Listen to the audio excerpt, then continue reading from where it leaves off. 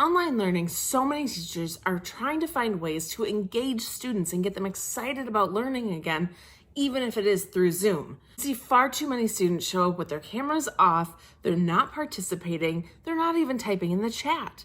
This week, we are going to work on bringing some fun into our classroom using games.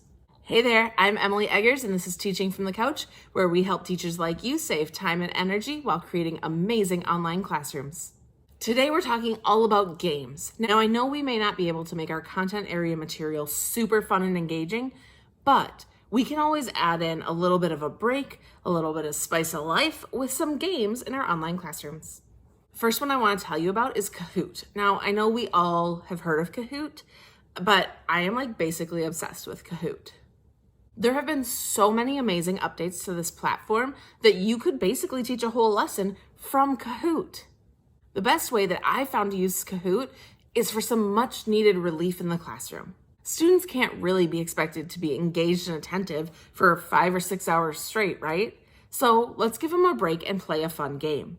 I love to look up random games like Name That Sound or Name That Disney Princess or Top Songs from 2019.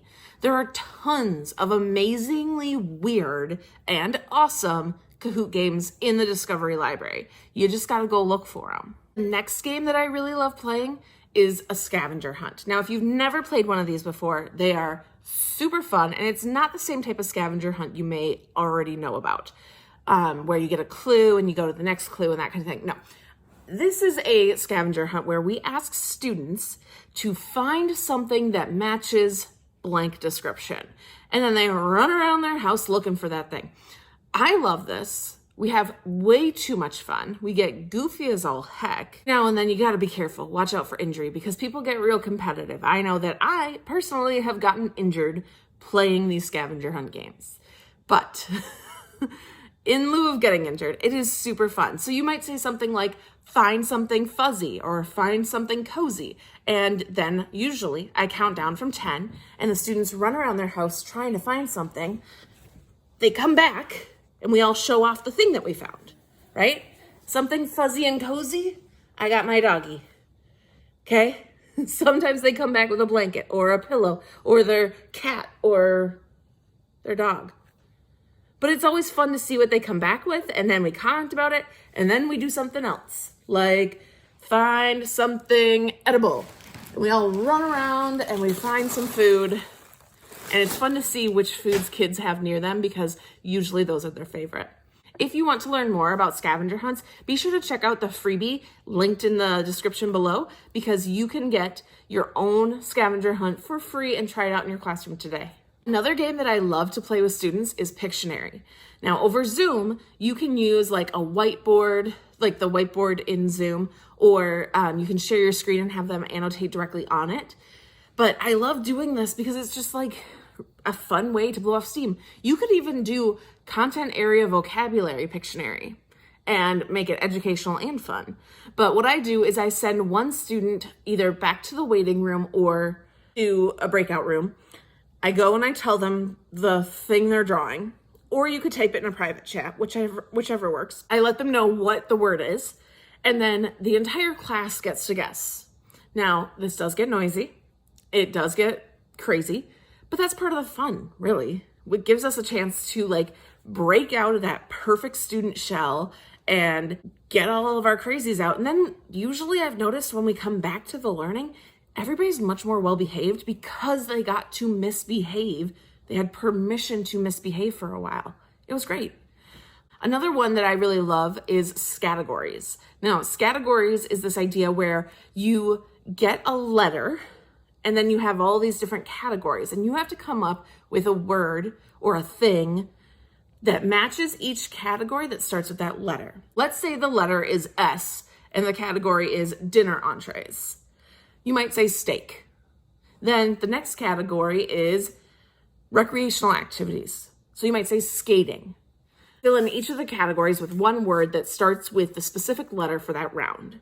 Now, if you are looking for a way to do this on Zoom, there's actually an online version that is really exciting. Again, link in the description. It randomly picks the letter and it picks the categories, and then you can just play with your students, share your screen over Zoom, and they will be able to see it, and you will be able to play as a class. It's fun to go over the answers at the end. If you want to make it more challenging, you can tell students that if there are any repeats, they don't count as points. That's how Scattergories is traditionally played. But usually I kind of throw that out because it's a lot of work to do that during an online class when you have limited time. So we just go for how many did you get in each category? Did you get a word for each category? Then you get a point. It's the traditional way. If a word repeats, like if I had steak and somebody else had steak, that wouldn't count for either of us because we repeated. So the idea is to try to pick something that people won't pick. And the last game is not super a game, but me and my students kind of made it a game, but we call it shark spotting. So I really like to do like a mindfulness time after my students are done with recess, just to kind of like bring the energy level back down and get them ready to learn again. And so I would bring up the aquarium webcam. So if you just Google like aquarium webcams, or again, link in the description, you'll get some amazing results, and any of them will work. I really like the kelp forest from the Atlanta Aquarium. I'll say, count every time a shark goes across the screen. And at the end, we'll add up and see who had the most sharks. Or we might do like a bluefish or a yellowfish. I don't really care about the number, but it's more about just like watching and relaxing and kind of bringing us back to being mindful and focused on learning. It honestly doesn't matter what kind of games you play as long as students are getting a break, and everyone should be having fun. Bonus points if you can get them up and moving. Remember, if you want your own free scavenger hunt, click the link in the description and check out this video right here for some more ways to bring fun into your online classroom.